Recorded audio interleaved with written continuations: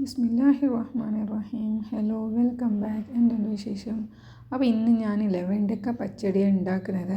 അപ്പോൾ ഇതില്ലേ രാത്രി നമുക്ക് ഡിന്നറൊന്നും കഴിക്കണ്ടെന്നുണ്ടെങ്കിൽ ഇങ്ങനെ എന്തെങ്കിലും പച്ചക്കറിനെ നമുക്ക് കഴിക്കാൻ പാകത്തിൽ ഉണ്ടാക്കിയിട്ട് കഴിച്ചാലും നല്ലതാട്ടോ.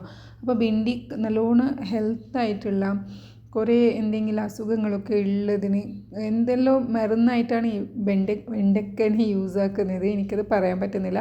പക്ഷെ വെണ്ടയ്ക്ക ഇങ്ങനെ കഴിക്കുന്നത് കൊണ്ട് നല്ല നമ്മുടെ ജോയിൻസൊക്കെ വേണ്ട ജെൽ ഐറ്റംസൊക്കെ ഇതിൽ കിട്ടുന്നതെന്നാണ് പറയുന്നത്. അപ്പോൾ അത് ആ ജെല്ലി കറിയായിട്ട് കഴിക്കാൻ എന്നെപ്പോലെ ആൾക്കാർ ഇഷ്ടമില്ലാത്തവരുണ്ടെങ്കിൽ ഇതൊരു കറി നിങ്ങളൊന്ന് ട്രൈ ആക്കി നോക്കാം. ആദ്യം വെണ്ടയ്ക്ക ഒന്ന് നീട്ടാക്കിയിട്ടില്ലേ നല്ലോണം കഴുകിയിട്ട് കുറച്ച് നീളത്തിൽ തന്നെ അതിനൊന്ന് മുറിച്ചെടുക്കും, നല്ലോണം ചെറുതായിട്ടല്ല. എന്നിട്ട് കുറച്ച് ഓയിൽ ഒഴിച്ചിട്ട് ജസ്റ്റ് ഒന്ന് ക്രിസ്പി ആവുന്നത് വരെ ഒന്ന് മീഡിയമിൽ വെച്ചിട്ടൊന്ന് ഫ്രൈ ആക്കുക. എന്നിട്ട് ഇതിലേക്ക് ഒരു മസാല കൂട്ട് റെഡിയാക്കാം. 2 വറ്റൽമുളക്, 2 പച്ചമുളക്, കുറച്ച് മല്ലിച്ചപ്പ്, പിന്നെ ഒരു കഷ്ണം ഇഞ്ചി, ചെറിയ ജീരകം, വലിയ ജീരകം ഒരു 1/4 ടീസ്പൂണോളം ഇട്ടിട്ട് അതൊന്നും ക്രഷ് ആക്കിയിട്ട് എടുക്കുക. അരച്ചെടുക്കാനല്ല, ജസ്റ്റ് ഒന്ന് ക്രഷ് ആക്കിയിട്ട് എടുക്കുക. ഇതൊക്കെ ചെയ്യുന്ന സമയത്തിൽ നമ്മുടെ വെണ്ടയ്ക്ക നല്ല മുറുമുറാന്ന് ക്രിസ്പി ആയിട്ടുണ്ടാവും. ഒന്ന് ശ്രദ്ധിക്കുക, നല്ലോണം ഓയിൽ ഒഴിക്കേണ്ട. ഇപ്പോഴത്തെ ഓയിൽക്കാണെങ്കിൽ നല്ല വിലയാണ് കേട്ടോ. അതുകൊണ്ട് തന്നെ കുറച്ച് ഓയിൽ ഒഴിച്ച് കൊടുത്താൽ മതി.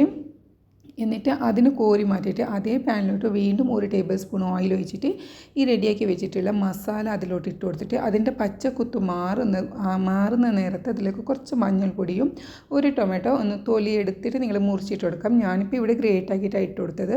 എന്നിട്ട് അതിലോട്ട് ഉപ്പും കൂടി ഇട്ടിട്ട് ടൊമാറ്റോയുടെ തക്കാളിയുടെ പച്ചമണമൊന്ന് മാറിച്ചിട്ട് എടുക്കാം. എന്നിട്ട് അതിലേക്ക് നമ്മൾ കുക്കായിട്ട് നല്ല ക്രിസ്പി ആയിട്ടുള്ള വെണ്ടയ്ക്കയും കൂടിയിട്ട് ഇതുപോലെ നല്ലോണം ഒന്ന് മിക്സ് ആക്കിയിട്ട് എടുക്കാം.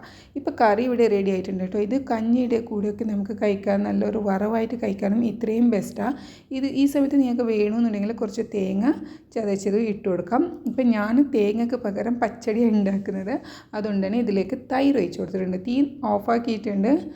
ഇനിയിപ്പോൾ തീ ഓഫാക്കിയിട്ട് ഇതെല്ലാം കൂടി ഒന്ന് മിക്സ് ആക്കുക. ഇപ്പോൾ പാനും ചൂടുണ്ട്, ഇതിലുള്ള വെണ്ടയ്ക്കയും ചൂടുണ്ട്. ആ ചൂടിൽ തന്നെ ഈ തൈരൊന്ന് മിക്സായി കിട്ടിയാൽ മതി. അപ്പോൾ ഇവിടെ വെണ്ടയ്ക്ക പച്ചടി റെഡി ആയിട്ടുണ്ട് കേട്ടോ. അപ്പോൾ ഇത് ഡിന്നറായിട്ട് വെറും ഇങ്ങനെ മാത്രം കഴിക്കാനും നല്ല ടേസ്റ്റ് ഉണ്ട്, നല്ല ഹെൽത്തിയുമാണ്. അപ്പോൾ നിങ്ങൾക്ക് എൻ്റെ വീഡിയോസ് ഇഷ്ടമാവുകയാണെന്നുണ്ടെങ്കിൽ സബ്സ്ക്രൈബ് ആക്കാനും ലൈക്ക് ആക്കാനും ഒന്ന് സപ്പോർട്ട് ആക്കാനും ഇൻട്രസ്റ്റ് കാട്ടാം.